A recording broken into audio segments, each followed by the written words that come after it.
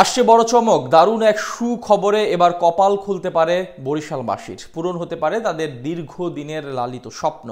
নামি দামি বিদেশি তারকার সাথে সাথে এবার কীর্তন খোলাপাড়ের বাসিন্দারা পেতে পারে বাড়তি একটা সুবিধা। বিপরীতে কপাল পুড়তে যাচ্ছে রাজশাহীর। একে তো দল নিয়ে শঙ্কা, তার উপর নতুন করে আরেক স্বপ্ন ভঙ্গের গল্প।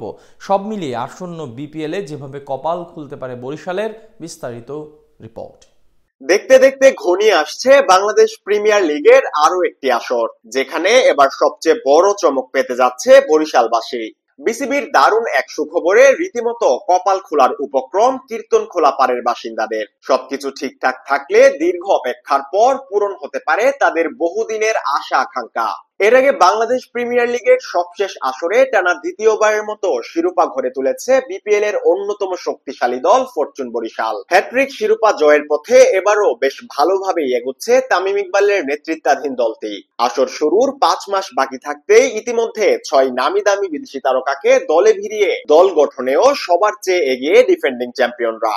হ্যাট্রিক শিরোপা জয়ের পথে এবার আরো এক বাড়তি সুবিধা পেতে যাচ্ছে বরিশালের জনগণ। বিসিবির cricket operation chairman Nazmul Abedin ফাহিমের এক বক্তব্যে মিলল এমনই এক আভাস। সবশেষ বিসিবির নেতৃত্ব পরিবর্তনের পর বিপিএল এর চেয়ারম্যান হিসেবে নিযুক্ত করা হয় বিসিবির পরিচালক মাহবুবুল আনামকে। দায়িত্ব পাওয়ার পর তিনি জানিয়েছিলেন আসন্ন বিপিএল এ বাড়তে পারে আরো একটি ভেন্যুর সংখ্যা, যেখানে আলোচনায় ছিল বরিশাল, রাজশাহী, খুলনা এবং বগুড়ার নাম। বাংলাদেশ প্রিমিয়ার লিগের সবশেষ আসরে ঢাকা, সিলেট, চট্টগ্রাম এই 3 ভেন্যুতেই আয়োজিত হয়েছিল বিপিএল এর 11তম আসর। তার সাথে আরো একটি নতুন ভেন্যু নিয়ে মোট 4 ভেন্যুতে আয়োজন হবার কথা বিপিএল এর, যেখানে বরিশালের সম্ভাবনাই আপাতত সবচেয়ে বেশি। কেননা গেলদিন চট্টগ্রামে গণমাধ্যমের এক প্রশ্নের জবাবে নাজমুল আবেদিন ফাহিম জানিয়েছেন পরবর্তী বিপিএল এ ভেন্যু হিসেবে দেখা যাবে না রাজশাহী কিংবা বগুড়াকে, তবে নতুন একটি ভেন্যু বাড়ানোর প্রত্যাশা রয়েছে বিসিবির, এমনটাও জানিয়েছেন তিনি। তার এই বক্তব্যের পর অনেকটাই নিশ্চিত এবার কপাল পুড়তে যাচ্ছে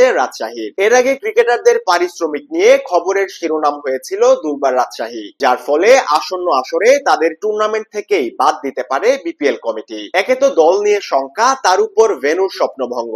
সব মিলিয়ে রাজশাহীবাসীর আক্ষেপ কিছুটা বাড়তেই পারে বলা চলে। অন্যদিকে বরিশালের জন্য আসতে যাচ্ছে বড় সুখবর, কেননা রাজশাহী, বগুড়া বাদ দিলে ভেন্যুর তালিকায় টিকে থাকে কেবল খুলনা আর বরিশাল। এই দুয়ের মধ্যে বরিশালের সম্ভাবনাই সবচেয়ে বেশি। এদিকে বিপিএল শুরু হতে বাকি আরো প্রায় মাস 5। এর মধ্যে নতুন ভেন্যুর জন্য স্টেডিয়ামের প্রস্তুতির কাজ সম্পন্ন করতে বেশ তোড়জোড়ি দেখা যাচ্ছে বিসিবিতে। ফাহিমের ভাষ্যমতে অচিরেই স্টেডিয়ামের কাজ সম্পন্ন করে 4 ভেন্যুতে হোম এন্ড এওয়ে কনসেপ্টে নতুন বিপিএল কে সামনে আনা সম্ভব। শেষমেশ চতুর্থ ভেন্যু হিসেবে যদি বরিশালকেই চূড়ান্ত করা হয়, তাহলে ঘরের মাঠে খেলা দেখার স্বপ্ন পূরণ হবে বরিশালবাসীর। নামি দামি তারকাদের পাশাপাশি গ্যালারি ভর্তি সমর্থক নিশ্চিতভাবেই বাড়তি উন্মাদনার সাথে সাথে জয়ের প্রেরণা যোগাবে ফরচুন বরিশালকে।